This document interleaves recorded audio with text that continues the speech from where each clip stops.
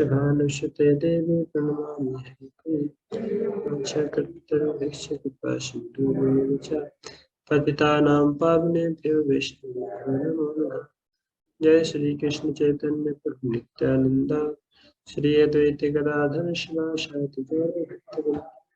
हरे कृष्ण कृष्ण कृष्ण हरे हरे, हरे राम राम राम हरे हरे। हाँ पूजी आइए क्लास में।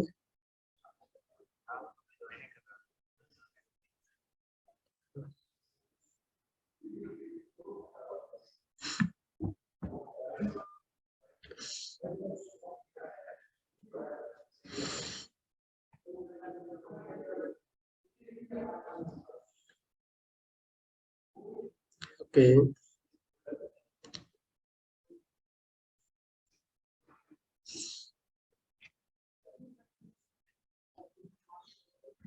तो हम पिछली बार चर्चा कर रहे थे अलग अलग जो भक्ति के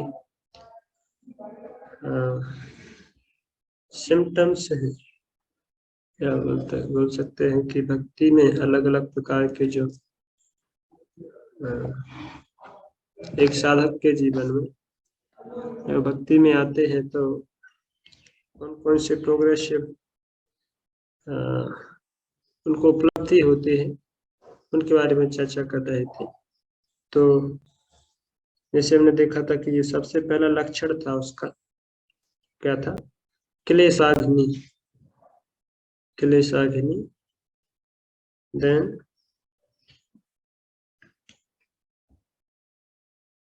शुभदा, तीसरा मोक्ष लघुताकृत, चौथा सुदुर्लभ, पांचवा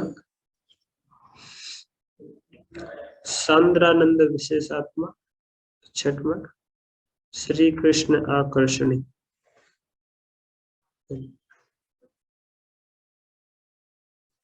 आप लोग अपने वीडियो को ऑन रखेंगे तो अच्छा रहेगा, ताकि हमें पता चलेगा कि आप लोग कितना समझ पा रहे हैं।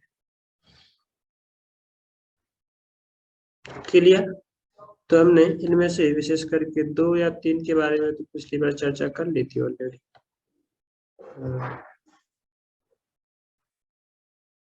तो आई थिंक हम क्लेशाग्नि को कवर कर चुके थे। क्लेशाग्नि के अंदर 4 पोर्शन, मतलब 4 सब हेडिंग थी कि आप लोगों को याद हो।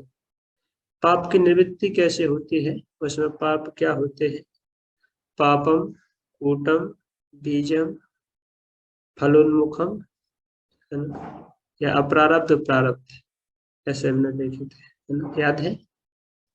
पापम, कूटम, बीजम, प्रारब्ध, अप्रारब्ध।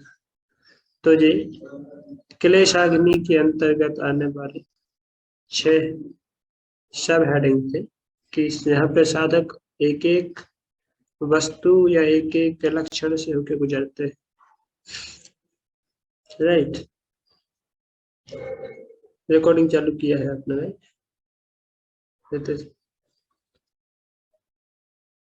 तो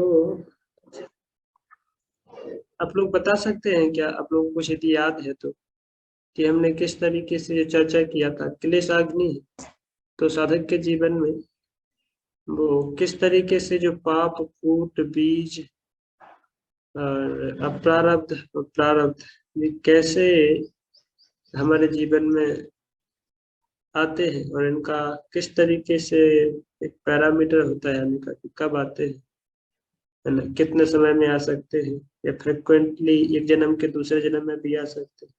आप लोगों को कुछ याद यदि है तो बता सकते हैं उसको, ताकि हम उस हिसाब से फिर आगे बढ़ेंगे। और शुभदा, 2 हमने चर्चा किए थे, विशेषकर क्लेशाग्नि और शुभदा। बताइए थी किसी को कुछ याद है तो।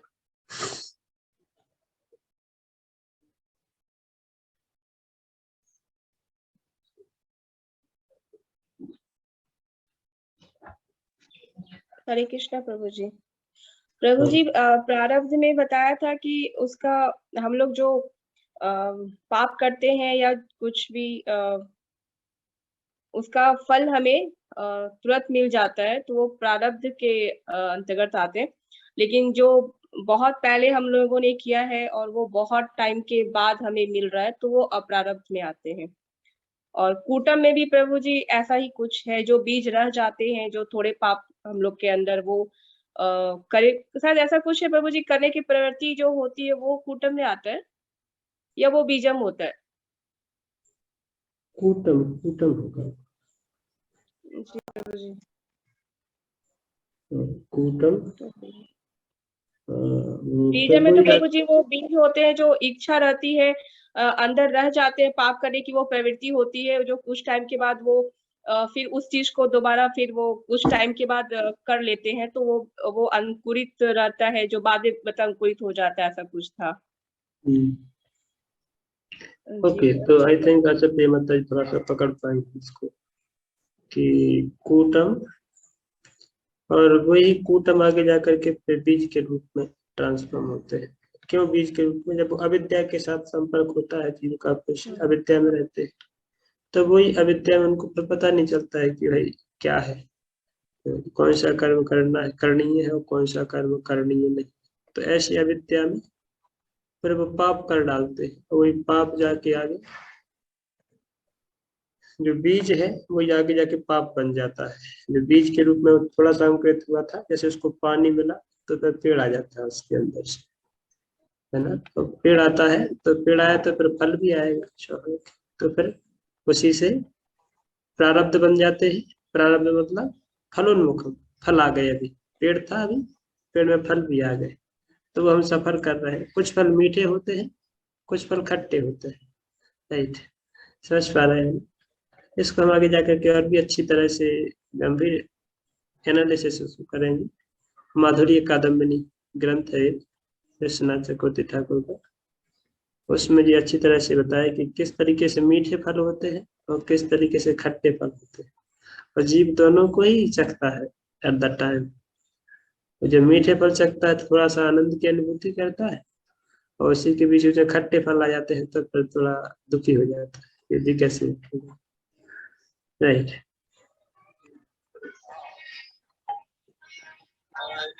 जस्ट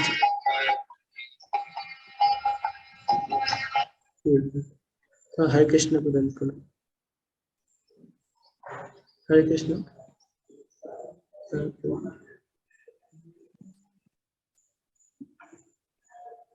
मैं अब कोई दिन आधे घंटे पौने घंटे में कॉल करे तो चलेगा क्या? तो एक मीटिंग अर्जेंट नहीं था।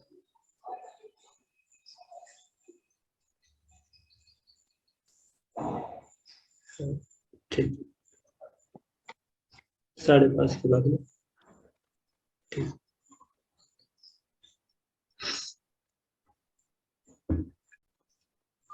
तो वही फल है उसके, जो कभी खट्टे फल हो जाते हैं, कभी मीठे फल, तो वो है अब जो प्रारब्ध है। प्रारब्ध में तो फलीभूत हो गया, फल आ गया।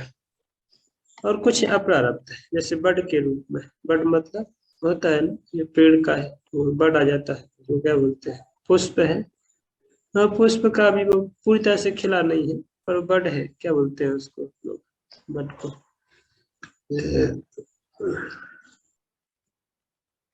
कली तो, हाँ कली नहीं बोल सकते एग्जैक्टली, पर उसके भी पहले जो कि वो उसके अंदर रहता है, वो कली बाहर नहीं निकलती। दैट्स कॉल्ड बड। उसको हिंदी में क्या शब्द बताएंगे?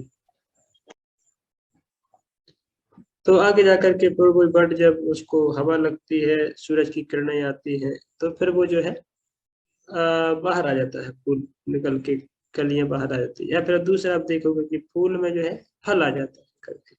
आम का जैसे फूल है, तो आम के पूरा फल आ जाता है, तो वो क्या है, प्रारब्ध से है फल आ जाना। और कई बार हम देखते हैं कि कुछ लंबे समय भी बाद फल आते हैं, तो वो अप्रारब्ध हो गया, जो कि बाद में आएगा, अभी तुरंत नहीं मिला है। और उसी अप्रारब्ध के बेसिस पर वो कूट के रूप में संचित रह जाती है वही प्रवृत्ति, वो जीव के हृदय में वो संचित रह गई प्रवृत्ति। आगे जाकर के अविद्या से संपर्क होता है। अविद्या में जब चूंकि जीव है संसार में, तो फिर से कुछ ना कुछ ऐसा गलत सोचता है, गलत कर बैठता है कि फिर से पाप कर देता है। तो वही कूट बीज के रूप में संचित होता है। फिर वही बीज, जैसे आपने ऐसे सोचो कि आपने एक फसल उगाई, एक फसल उगा करके कुछ आप खा लेते हो, तो प्रारब्ध हो गया अपना, मतलब खा लिया अनाज, कुछ आपने स्टॉक करके रख दिया है ना, स्टॉक रखते हैं ना कि साल भर काम आएगा। तो स्टॉक हमें, स्टॉक रूम में से भी आप ऐसा नहीं कि पूरा का पूरा बाद में बोते हो, स्टॉक रूम में से फिर आप और भी बाद में कुछ खाते रहते हो, और कुछ फिर भी आप एक पोर्शन बचा के रहते हो। आपको पता है कि इतना फसल हमें फिर से बोना है, अगले साल फिर से हमें खेत में डालना है। तो क्या है, आप एक बोरा या दो बोरा वो जो है आप बचा के रखते हो हमेशा के लिए, और फिर से जैसे ही बारिश का मौसम होता है या आपका सीजन होता है बोने का या अनाज बोने का, तो फिर से आप उसमें खाद मिलाते हो, खाद मिला करके फिर से खेत में बो देते हो। राइट, समझ पा रहे हैं। तो इसी प्रकार से जो अप्रारब्ध के रूप में संचित कर्म है वो बचे रहते हैं, जो हम इनको स्टॉक या स्टोर हाउस के रूप में रखते हैं, और बाद में उनको हम बीच बीच में भी कई बार सफर करते रहते हैं। उन्हीं में से छोटा छोटा पोर्शन लेकर के वो प्रारब्ध के रूप में आते रहते हैं, उनको देते रहते हैं। अब कुछ फिर छोटा सा लास्ट तक भी जो पोर्शन बचा रहता है वो बीज कूटम के रूप में रच जाता है। और जैसे ही फिर अविद्या का संपर्क होता है कूट के साथ, तो फिर वो बीज बन जाता है। बोलते हैं बीज बो दो, बोलते हैं ना लोग, बीज बो दो मतलब उसमें बीज डालते हैं प्लस खाद डालते हैं, उसको बोलते हैं बीज बो देना, फिर अनाज मतलब खेत में। यदि आप लोग किसान फैमिली से बिलोंग करते हैं तो फिर वो किसान बीज डाल किया जाता है, और फिर उस बीज में आगे जाके फिर से नई फसल खड़ी होती है। तो इसी प्रकार से पाप की जो प्रवृत्ति है, पाप की जो टेंडेंसी है जीव के हृदय में जो रह जाती है, वो आगे जाकर के फिर से फ्रक्टिफाई होती है, फिर से फलीभूत होती है। और ये एक लंबी प्रक्रिया है जहाँ पर साधक को कितने हजार जन्म भी कई बार बीत जाएंगे, है ना, हजार और लाखों जन्म भी बीत जाते हैं इससे बाहर निकलने। तो बहुत ही गंभीर विषय है, बड़ा चिंतन का विषय है कि हम लोग किस तरीके से संसार में दुख भोग रहे हैं, सफर कर रहे हैं। राइट, तो आई थिंक ये मैटर सबको क्लियर है। तो ये क्लेश अग्नि के अंदर जो भक्ति में यदि कोई साधक है, साधक जैसे साधना स्टार्ट करते हैं, तो साधना भक्ति का पहला लक्षण है कि क्लेशाग्नि, उनके जीवन में क्लेश है, दुख है, वो घिनी मतलब नष्ट होने लगते हैं, खत्म होने लगते हैं। तो ये पहला लक्षण हमने चर्चा किया बड़े विस्तार से। दूसरा उसमें था शुभदा, है ना, शुभदा, शुभ, उसको भक्ति बहुत शुभ लगने लगती है, ऑस्पिशियस, कितना अच्छा है भक्ति का भाव, कितना अच्छे है भक्त, कितना अच्छे है भगवान, कितना अच्छे है प्रसाद, सब कुछ अच्छा है उसको, तो उसको एक रिलीफ फील होने लगता है। तो यहाँ पर सुविधा का मतलब बहुत उसको ऐसे नहीं कि बहुत आनंद मिल रहा है, कि भक्ति का उत्तम स्तर का आनंद मिल रहा है, ऐसी बात नहीं। और दुखों से निवृत्ति होना ही उसको सुख की अनुभूति होने लगती, समझ आ रहा है ना।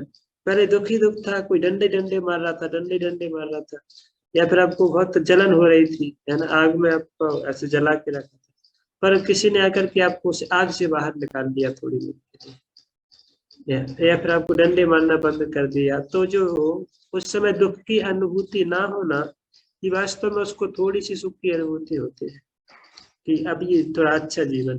तो इस प्रकार से क्लेशाग्नि से जैसे ही दुखों का संताप, संतापों का नष्ट हो जाता है, नाश हो जाता है, तो फिर साधक की गति फील करने लगता है अच्छा जीवन। ठीक है, इसके आगे हम अभी बढ़ेंगे आगे। मोक्ष लघु ताकत और फिर सुदुर्लभा, सुदुर्लभा भक्ति सुरेयर, भक्ति, ये भक्ति किसी सामान्य व्यक्ति या सामान्य जीव को नहीं मिलती है। भक्ति कितनी रेयर है, कितनी सुदुर्लभ है, उसके बारे में चर्चा करेंगे। उसके पहले हम थोड़ा सा इसको जल्दी से पढ़ते जाएंगे, ठीक है। कृष्ण भावना का सुख, मतलब ये सुविधा के बारे में चर्चा कर रहे थे। तो के सुविधा हम अभी सुदुर्लभा की चर्चा करेंगे। थर्ड जो सिम्टम है भक्ति का, वह है सुदुर्लभ भक्ति, सुरेयर भक्ति, सुरेयर। परमार्थ की प्रारंभिक दशा में स्वरूप साक्षात्कार के लिए नाना प्रकार के तप, त्याग आदि साधनों का विधान। यदि कोई साधक विषय वासना से रहित हो तो भी भक्ति योग की प्राप्ति दुर्लभ। स्वयं साधन करने पर अधिक आशा नहीं है, क्योंकि श्री कृष्ण जिस किसी को भक्ति का दान नहीं देते, श्री कृष्ण प्राकृत सुख अथवा मुक्ति तो दे सकते हैं, पर इतनी सरलता से किसी को भक्ति योग में नहीं लगाते। वास्तव में भक्ति योग की प्राप्ति शुद्ध भक्त की कृपा से ही प्राप्त होती है। चैतन्य चरितामृत मध्य लीला में कहा गया है कि श्री कृष्ण के शुद्ध भक्त गुरुदेव और स्वयं श्री कृष्ण की कृपा से ही भक्ति योग की प्राप्ति होती है, और भक्ति का कोई दूसरा मार्ग नहीं। तो मैं थोड़ा सा आपको इसके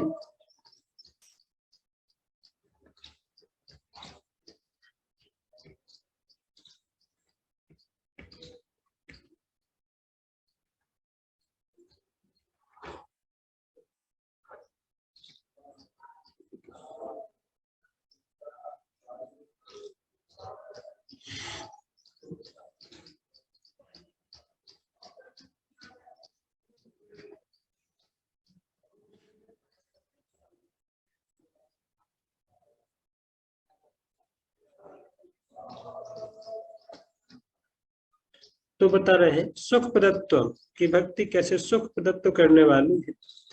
और इसलिए यहाँ पे एक श्लोक कोट किया है श्रीमद् भागवतम से, नहीं मध्य लीला 16.151 चेतन चेतन, इसके संबंध में एक भागवत में बहुत सुंदर श्लोक आता है। भक्तिम करोति भगवती न करिष्यति योगम। ऐसे भगवान बोलते हैं कि वो किसी को भक्ति इतने जल्दी आसानी से प्राप्त नहीं करते हैं। साधक को हो सकता है कि उनके जीवन में ज्ञान कर्म योग तप उनके जो फल है उनको भले ही भगवान दे देते हैं, और शुद्ध भक्ति जो है ना, शुद्ध भक्ति का एक्चुअली क्राइटेरिया अलग है। शुद्ध भक्ति भगवान हर किसी को प्रदान नहीं करते और हर समय पे। इसकी भी हम चर्चा करेंगे। और जस्ट में थोड़ा देख रहा था कि सुखम वैसे वैसे कम ब्रह्मेश्वरम चेतितंत था।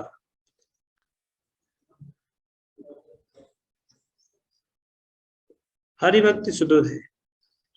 भूय अपि याचे देवे स्त्वयि भक्ति रास्तु में या मोक्षांत चतुर्वर्ग फलतः सुखदा लता। सुखदा मतलब सुख प्रदान करने वाली है जी भक्ति। एंड एक चीज और थोड़ा सा देख रहा था,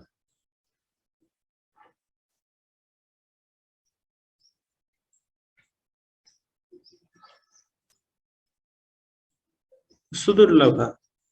सुदुर्लभा के यहाँ पे जो उदाहरण दे रहे हैं, साधनो घेरे ना सरे सन घेर लभ्या सुचिरादपि हरिणा शास्त्रेयति द्विधा सह स्यात् सुदुर्लभ। आद्या by starting ज्ञानता सुलभा मुक्ति भुक्ति यज्ञादि पुण्यतः सेयम साधन सहस्त्र भक्ति सुदुर्लभा। भागवतम के पंचम स्कंद के 6वें अध्याय के 18 नंबर श्लोक से कोट किया है श्लोक। राजन पतिर गुरु गरलाम भवताम यतूनाम देवम प्रिय कुलपति कचकिंकरो वा अस्त्वेतमंग भजताम भगवान मुकुंदो मुक्तिम ददाति करहिचित न भक्ति योगम। हाँ, मुझे इस श्लोक भूल रहा था कि भागवतम में यहाँ पे बता रहे हैं कि राजन, हे राजा, आई थिंक ये संवाद है नारद मुनि और युधिष्ठिर महाराज के बीच में। तो बता रहे हैं कि हे राजन, भगवान इतने कृपालु है, और भगवान इतनी कृपालु है कि वो सबके ऊपर वैसे तो दया करते हैं, पर राजन पतिर गुरु गरलाम भवताम यदुनाम, यदु मतलब यदुओं के ऊपर, भवताम हम सबके ऊपर, पति गुरु देवम प्रिय कुलपति क्वचकिंकरो वा। इसका ऐसा तो मैं आपको एक बार पूरा एग्जैक्टली टेस्ट उठा के देता हूँ ताकि clear. 8.95650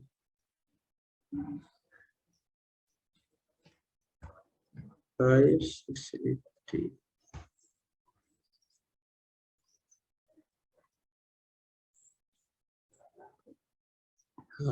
So, Anbad. Sukadeva Goswami continued. Sukadeva Goswami बोल रहा है, My dear king, the supreme person Mukunda is actually the maintainer of all the members of Pandava and the Yadu dynasty. He is your spiritual master, worshipable deity, friend, and a director of your activities. To say nothing of this, he sometimes serves your family as a messenger or servant. This means he worked just as an ordinary servant too. Those engaged in getting the Lord's favor attain liberation from the Lord very easily. But does not very easily give the opportunity to render direct service to him. राजन कौन बता रहे हैं, सुखदेव गोस्वामी बोल रहे हैं कि वैसे तो भगवान बहुत कृपालु है। देखिए भवताम यदुनाम, यदुओं के बीच में भगवान इस तरीके से उनके देवम मतलब वर्शिपेबल डीटी, उनके पूज्य डीटी बने हुए हैं, प्रिय सारे के सारे पांडवों के भगवान बहुत प्रिय हैं। कुलपति ही, वो उनको कुलपति के जैसे है। कुछ किंकरोबा, किंकरो मतलब नौकर के जैसे भगवान काम करते है ना। अर्जुन का रथ चलाते हैं युधिष्ठिर महाराज के, जब युधिष्ठिर महाराज अपना यज्ञ कर रहे थे, भगवान उसमें एक सामान्य व्यक्ति की तरह काम कर रहे थे पूरे उसको मेंटेन करने के लिए, बल्कि पूरे पांडवों को हमेशा बचाने के लिए भगवान हमेशा नौकर की तरह काम किए। तो भगवान आप इतने, सुखदेव गोस्वामी बोल रहे हैं राजा परीक्षित को कि राजा परीक्षित भगवान इतने कृपालु है कि अपने भक्तों के लिए वो कुछ भी करते हैं, है ना। विशेष करके पांडवों के लिए तो भगवान उनको इतना प्यार करते हैं कि उनके तो नौकर दास भी बन जाते हैं। वैसे तो सारे के सारे पांडव उनको अपना प्रिय मानते हैं, वर्शिपेबल डीटी मानते हैं। इस तरीके से अश्वेत मंग भविताम भगवान मुकुंद, और जो मुकुंद है ना, मुकुंद भगवान का एक नाम है जो मुक्ति को प्रदान करने वाले, जो मुक्ति को प्रदान करने वाले ऐसे भगवान है जिनका जो भक्ति करते हैं, ऐसे लोगों को भगवान अश्वेत अंग, उनमें से कोई किसी को 1-2 अंग प्रदान कर सकते हैं भगवान, पर मुक्ति ददाती, भगवान हो सकता है किसी को मुक्ति दे दें। भगवान किसी जीव को जो कि बहुत उन्नत है, उनको मुक्ति बहुत आसानी से दे देते हैं, पर न भक्ति योग, बोले भक्ति नहीं देते इतने आसानी से, है ना। क्योंकि भक्ति भगवान नहीं देते हैं। कारण आचार्य लोग समझाते हैं कि समस्या ये भगवान को भक्ति देने में कि भगवान बंध जाते हैं उससे। फिर अरे अपने आप को बेचना पड़ता है ना, भक्ति दे दिया तो मतलब अपने आप को बेच देना पड़ता है। तो फिर क्या है कि कोई भी जाकर के कैसे भी करेगा ना, यदि जब तक शुद्ध भक्त नहीं है, शुद्ध भक्ति की स्थिति में नहीं है, तब तक भगवान उसको अपने आप को नहीं देते। या फिर समझ सकते हैं शुद्ध भक्ति नहीं देते, क्योंकि भगवान को उसमें अपने आप को ही बेच देना होता है, नौकर बन जाना होता है अपने भक्त का। इसलिए भगवान वो इजिली नहीं देते, तो आसानी से नहीं देते। किसी को मुक्ति चाहिए भाई, तो कौन सी मुक्ति चाहिए ले जा, धंधा क्या चाहिए वो ले जा, भौतिक वस्तुएं क्या चाहिए वो ले जा, समाज में प्रतिष्ठा मान पूजा सब जो चाहिए सब ले जा, कोई प्रॉब्लम नहीं, पर न भक्ति, इतने आसानी से भक्ति नहीं देते। फिर भक्ति कैसे मिलती है, पॉइंट वो है, भगवान भक्ति नहीं देते। अब लोगों को याद होगा, इसकी हमने चर्चा की थी प्रथम स्कंद में हम जब चर्चा कर रहे थे युधिष्ठिर महाराज की। तो भक्ति किसी को कैसे मिलती है, भक्ति का क्या प्रोसीजर है कि किसी के पास भक्ति आती है, याद है किसी को? बोलूंगा। वहां पर विश्वनाथ चक्रवर्ती ठाकुर की कमेंट्री से हमने चर्चा किया था कि भाई आप बोलते हो कि भक्ति किस चीज का नाम है, भक्ति हो किनको मिलती है। तो फिर वहां पे बता रहे थे कि भाई भगवान भक्ति देते हैं कि नहीं देते। कोई लोग प्रश्न करेंगे भगवान भक्ति देते हैं कि नहीं देते, तो लोग सोचते हैं भगवान भक्ति देते, पर नहीं, भगवान एक्चुअली भक्ति नहीं देते। क्यों नहीं देते? क्योंकि यदि भगवान भक्ति देने लगेंगे तो फिर क्या है कि लोग तो फिर वो करेंगे ना, भगवान का पार्शियल नेचर बताने लगते हैं कि देखो भगवान ने इसको भक्ति दिया, मुझे नहीं दिया है। तो फिर भगवान क्या पार्शियल हो गए, तो भेदभाव जैसे हो गए ना। तो फिर क्या है कि भगवान भक्ति नहीं देते हैं, कहने का मतलब ये होता है। फिर दूसरा एक उठाया, तर्क उठाया कि अच्छा तो भक्ति को शुद्ध भक्त देते हैं क्या? वो शुद्ध भक्त भी तो पार्शियलिटी नहीं कर सकते ना, उनके लिए तो सब जीव सर्वत्र समान एक एक लेवल पर देखते हैं। तो इवन शुद्ध भक्त भी भक्ति नहीं देते हैं किसी को, इवन तो उनके पास है, वो चाहे तो दे सकते हैं किसी को, दे सकते हैं, दे देते हैं, पर वो देते नहीं है सामान्यतः। कारण क्योंकि यदि ऐसा वो करने लगेंगे तो फिर लोगों को क्या लगेगा, देखो ये तो भगवान का इतना क्लोज है, पर जी इसके अंदर भी ऐसा है, डिफरेंशिएट की भावना है, अलग अलग देखता है, इसको अलग दृष्टि से देखता है, इसको अलग दृष्टि से। तो फिर कौन भक्ति देता है? भक्ति फिर एक्चुअली एक उसमें आता है कि भक्ति देवी अपने आप आती है क्या? बोले हाँ, भक्ति देवी अपने आप आती है, पर भक्ति देवी यदि अपने आप आती है तो फिर कोई बोलेगा कि भक्तों के संग की आवश्यकता नहीं। तो भक्ति देवी अपने आप भी किसी के पास नहीं आती है, क्योंकि भक्ति इंडिपेंडेंट है। वैसे भक्ति इंडिपेंडेंट है, भक्ति किसी को बंधी नहीं है किसी वस्तु से, क्योंकि भक्ति देवी है, वो स्वतंत्र है, कंप्लीटली स्वतंत्र है। वो जिनके पास जाना चाहे उनके पास जाती है, जिनके पास नहीं जाना चाहे हजार प्रयास कर लो, सर फोड़ के मर जाओगे, कुछ नहीं होने वाला। तो भक्ति देवी इंडिपेंडेंट है, नहीं, वो स्वतंत्र है।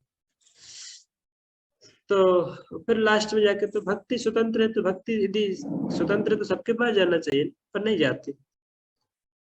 तो लास्ट में फिर यही पॉइंट कंक्लूड वहां पर हुआ था कि भक्ति वास्तव में जो जीव के हृदय में, क्योंकि नित्य कृष्ण, नित्य शुद्ध कृष्ण प्रेम साध्य कबो न आए, श्रवणादि शुद्ध चित्त कर उदय, है ना। कि जो कृष्ण भक्ति का बीज है वो तो शाश्वत काल से हर जीव के हृदय में परमानेंटली बोया हुआ है, परमानेंटली वहां पे है, साध्य कबो ना है, उसको अलग से कोई साधन करके उपजाया नहीं जा सकता है। ऐसा नहीं कि जीव के अंदर भक्ति आपने डाल दिया, ऐसा नहीं, पहले से वो बीज तो है उसके अंदर, पर श्रवण आदि शुद्ध चित्त कराए उदय।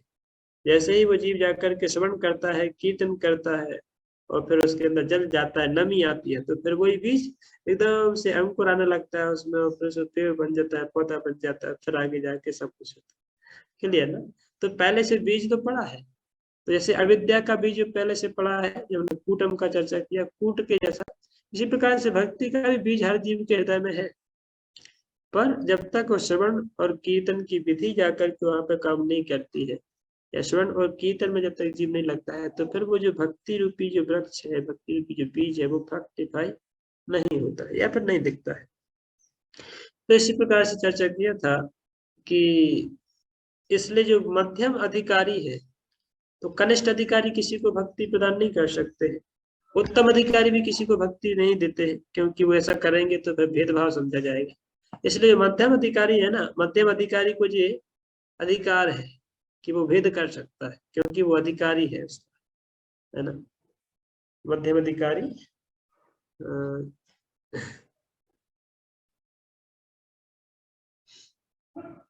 मध्यम अधिकारी ये भक्त है, तो उनको पास ये अधिकार है कि वो किसको देना है, कौन योग्य है और कौन योग्य नहीं है, तो उन्हीं को केवल प्रदान करते हैं। तो वो क्या अपनी शक्ति से देते हैं क्या? बोले नहीं, वो अपनी शक्ति से नहीं देते हैं। यदि वो आप ऐसा बोल दिए कि मध्यम अधिकारी ने जाके भक्ति दे दिया, तो फिर तो ऐसा हो गया ना कि भक्ति देवी तो फिर डोमिनेंट हो गई ना, सॉरी डोमिनेटेड हो गई ना, क्योंकि उसको कंट्रोल कर लिया है मध्यम अधिकारी ने। वो चूंकि शास्त्र में ऐसा कहा गया है कि भक्ति देवी इंडिपेंडेंट है, उसको कोई कंट्रोल नहीं कर सकता है। तो फिर इसको कैसे समझे? तो फिर बात यह है कि जो मध्यम अधिकारी के हृदय में जो भक्ति है ना, वो इंडिपेंडेंट भक्ति, और जो बद्धजीव के हृदय में जो भक्ति रूपी जो सूक्ष्म बीज है जो पहले से बोया हुआ है, और जो मध्यम अधिकारी के हृदय में जो भक्ति का जो उन्नत भक्ति का बीज